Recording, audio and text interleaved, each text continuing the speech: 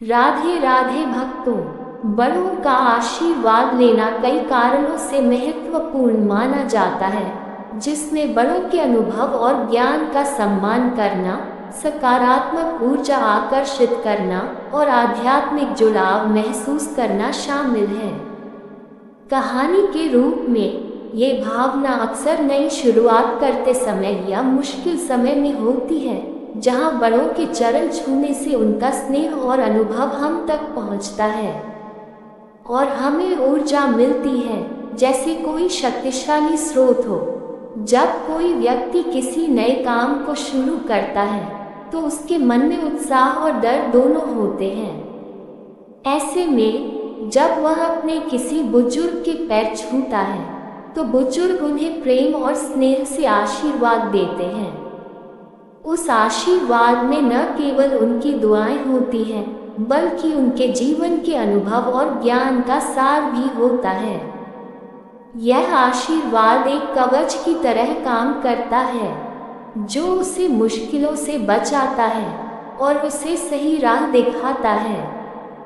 ये सिर्फ एक परंपरा नहीं है, बल्कि एक गहरे भावनात्मक और आध्यात्मिक जुड़ाव का प्रतीक है। अगर आयु कम होती है, तो बड़े बुजुर्गों के आशीर्वाद से लंबी आयु में परिवर्तित हो जाती है, आने वाली मृत्यु के समय को भी टाल देती है। इस कथा में बड़ों से आशीर्वाद प्राप्त करने का लाभ बताया गया है, जो आशीर्वाद दीर्घायु के रूप में परिवर्तित हो जाता है। अतः परिवार एवं समाज के बड़े बुजुर्गों के आशीर्वाद के महत्व एवं शास्त्रों में वर्णित इस सत्य की गहराई को समझे।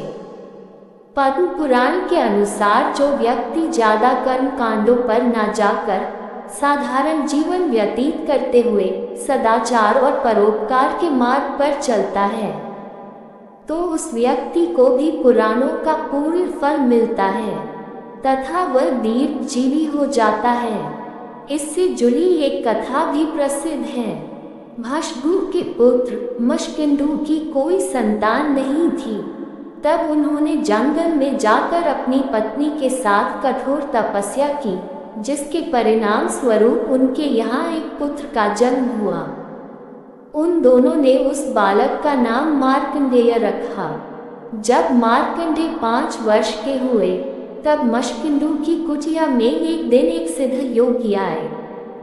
जब बालक मार्कंडेय ने उस सिद्ध योगी को प्रणाम किया, तो वह योगी चिंताग्रस्त हो गए। तब मुष्किंदु ने योगी जी से उनकी चिंता का कारण पूछा। तब उस सिद्ध योगी ने कहा, ऋषिवर, आपका पुत्र बहुत सुंदर, सुशील और ज्ञानवान है, परंतु दुर्भाग्य से इसकी आयु केवल 6 मास ही शेष है। ऋषि मुष्किंदु ने उसे सिद्धि ऋषि की बात बड़े ही ध्यान से सुना।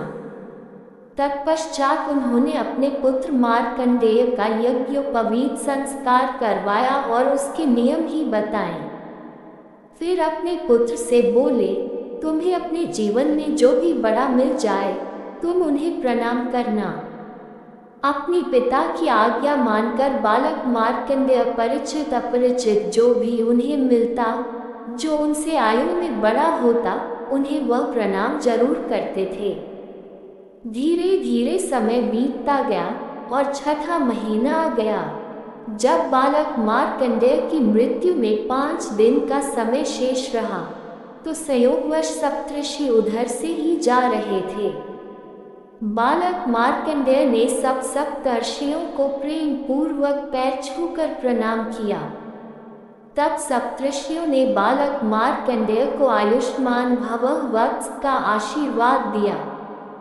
बाद में सप्तऋषियों को एहसास हुआ कि इस बालक की आयु तो सिर्फ 5 ही दिन शेष बची है।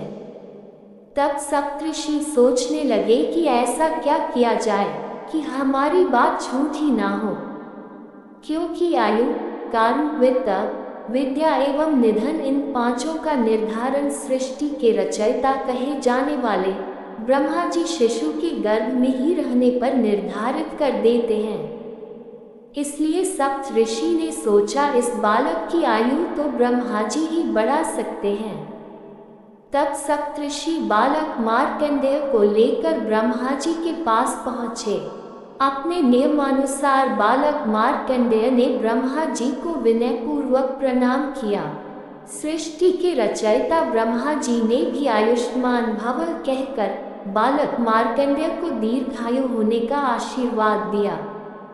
तब सप्तऋषि ने ब्रह्मा जी को बताया, इस बालक की उम्र 5 दिन ही शेष बची है, इसलिए प्रभु आप कुछ ऐसा कीजिए जिससे आप भी झूठा ना हो और न ही मेरी बात झूठी हो पाए। तब ब्रह्मदेव ने कहा, इस बालक की आयु मेरी आयु के बराबर होगी। इस प्रकार प्रणाम करके मार्कंडेय जी ब्रह्मायु प्राप्त करके चिरंजीवी हो गए। सृष्टि के विनाश के समय जब इस धरती पर प्रलय आता है, तब भी ऋषि मार्कंडेय जीवित रहते हैं और भगवान के दर्शन करते रहते हैं। चिरंजीवी होने के कारण ऋषि मार्कंडेय ने ना जाने कितने चतुर्युगों को देख लिया है।